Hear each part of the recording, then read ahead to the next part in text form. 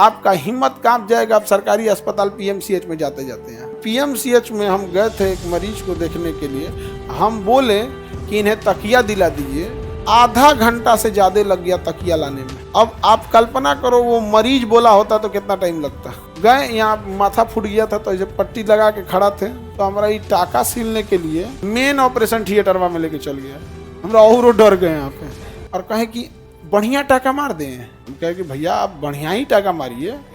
अगर आप बढ़िया के लिए 500 लगेगा। फिर बढ़िया टाका लगाने के लिए क्या दिए? 500 रुपया दिए। तो वही टकवा मारा। तो हम कहें कि वो खराब वाला दिखाइए।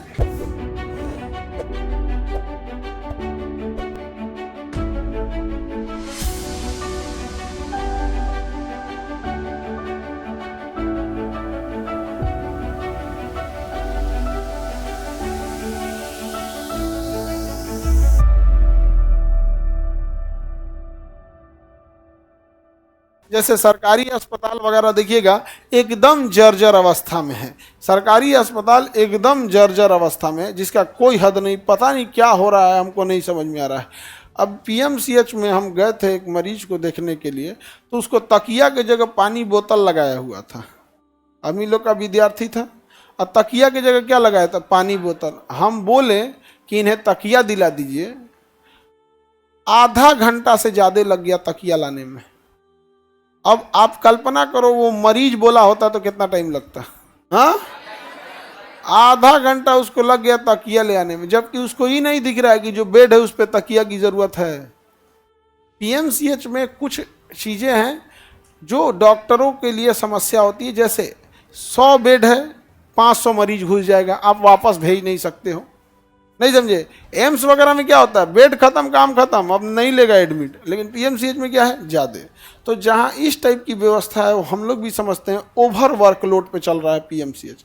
लेकिन जिसको बेड मिल गया है एटलीस्ट उसको क्या दे दीजिए, तकिया उकिया तो दे दो भाई। मरीज सबको तो औरों दिक्कत होता है। इसी वजह से प्राइवेट हॉस्पिटल में लोग जाते हैं। अब प्राइवेट हॉस्पिटल आपको एटीएम का मशीन समझता है, समझा गया? धकाधक पैसा निकालता है आपसे, एकदम धाए धाए पैसा निकालेगा। आपको पता नहीं चलेगा कब निकाला। आप पूरा पैसा वैसा निकाल लेगा तो ले जाओ, इसको छोड़ दो। अब इसको सीरियस रहेगा ना मरीज तो स्टेप बाय स्टेप पैसा निकालता है। पहले आपके गांव का डॉक्टर कुछ निकालेगा, पैसा दू लिया, फिर आपको जिला भेजेगा, कुछ वो निकालेगा, फिर वो पटना भेजेगा, कुछ वो निकालेगा, अब कहेगा दिल्ली ले जाइए नहीं तो सेवा कीजिए। कोई भी व्यक्ति जिसके पास पैसे हैं और पढ़ा लिखा है, उसके पास इतनी हिम्मत ही नहीं है कि वो अपने बच्चे को सरकारी स्कूल में भेजेगा। सरकारी स्कूल में भेजने के लिए मजबूर होना जरूरी है। जब तक वो मजबूर, असहाय, एकदम हार न जाए तब तक सरकारी स्कूल और सरकारी अस्पताल में नहीं जाता है। आपका हिम्मत कांप जाएगा। आप सरकारी अस्पताल पीएमसीएच में जाते जाते हैं बहुत दिक्कत हो जाएगा। लेकिन कुछ चीज़ों के लिए ठीक है, इमरजेंसी के लिए ठीक है। हमारे एक बार यहाँ पे सर्वर पैसे से कट गया था यहाँ पे, ठीक है, तो हम गए पीएमसीएच में इमरजेंसी में, तो 5 या 10 रुपये का पर्ची कटता है। इसे बहुत सस्ता कटता है, 5 रुपये। अब ये 2018 में कटा था, 18 में, तो इतना ध्यान नहीं है 5 रुपया कटा कि 10 रुपये। 5 रुपये का पर्ची कटा। गए, यहाँ माथा फूट गया था तो ऐसे पट्टी लगा के खड़ा थे। क्या हुआ है?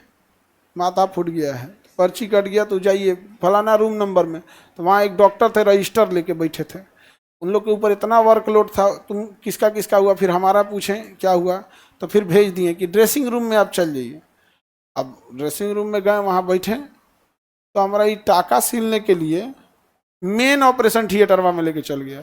हमरा और डर गए यहाँ पे। तो खैर ऑपरेशन ऑपरेटिंग टेबल पे नहीं लेटा है, वो ऑपरेशन थिएटर में इसलिए ले गए होंगे कि वहाँ सारी चीज़ें, इक्विपमेंट इजीली अवेलेबल होगी। वहाँ एगो कुर्सी पे बैठा के टेबल पे इसको सी दिए और कहें कि बढ़िया टाका मार दें। हम कहें कि भैया आप बढ़िया ही टाका मारिए। तो कह रहे बढ़िया के लिए 500 लगेगा। तो फिर बढ़िया टाका लगाने के लिए क्या दिए? 500 रुपया दिए। तो वही टकवा मारा। तो हम कहें कि वो खराब वाला दिखाइए, तो ना उनके पास कोई खराब था ना अच्छा था, एक ही स्टैंडर्ड का था, बट ये तरीका था। क्या था तरीका। हम लाइफ में 2 बार पीएमसीएच में इलाज कराने गए हैं। एक टाका मारने यहाँ चले गए, क्योंकि फिर हम देखे कि छोटा सा था, बहुत बड़ा झमेला नहीं था, फिर कटवाने के लिए तो यहीं कटा लिया। एक बार और गए थे, खुजली नहीं, गर्मी की वजह से खुजली टाइप का हो जाता, एलर्जिक हो गया था। अब वो सही होता था, फिर हो जाता था। अब पूरा ये उंगली के ज्वाइंट पे भर गया था। वहां गए, 5 रुपये का पर्ची कटाए, दवा लिखा था 1700 का कि 3500 का दवा लिखा था, मतलब इतना ध्यान नहीं हमको, 1700 का दवाई लिखा था। हम कहें कि ये भाई, ये हमारा खजुआट का दवाई 1700 का। और जब निकले ना तो 5 उसी डॉक्टर के 4 को दलाल दवा लिखे हैं यहाँ पे। यहाँ से जाइएगा, बाएं मुड़िएगा, एक तो यहाँ यमराज मेडिकल स्टोर होगा, यमराज मेडिकल स्टोर से ले लीजिएगा यहाँ पे। अगर वहाँ नहीं मिलेगा तो जस्ट यमराज मेडिकल स्टोर के बगल में चित्रगुप्त मेडिकल स्टोर होगा, वहाँ से ले लीजिएगा। यहाँ पे नहीं मिलेगा तो हमारे फूफा का है रावण मेडिकल हॉल, वहाँ से लीजिए। मैंने कमीशनों फिक्स है, गजब हाल है यार।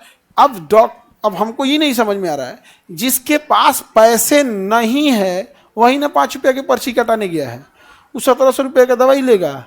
नहीं लेगा। अब हम जड़ी बूटी में आए तो नारियल का तेल और कपूर रगड़ के अब मिला उला के लगाए, 1 हफ्ता में क्या हो गया, ठीक हो गया। उसके बाद हम कभी ना गए, फिर ऐसे जाते हैं देखने उखने जाते हैं, उसके बाद नहीं गए, बच गए थे हम, नहीं लिए 1700 यहाँ पर। देखो, अगर जनसंख्या ज़्यादा हो जाएगी और गरीबी बढ़ जाएगी तो क्राइम बढ़ जाएगा, क्योंकि क्राइम अमीर लोग करते नहीं हैं, गरीब को पैसा देके करवा देते हैं।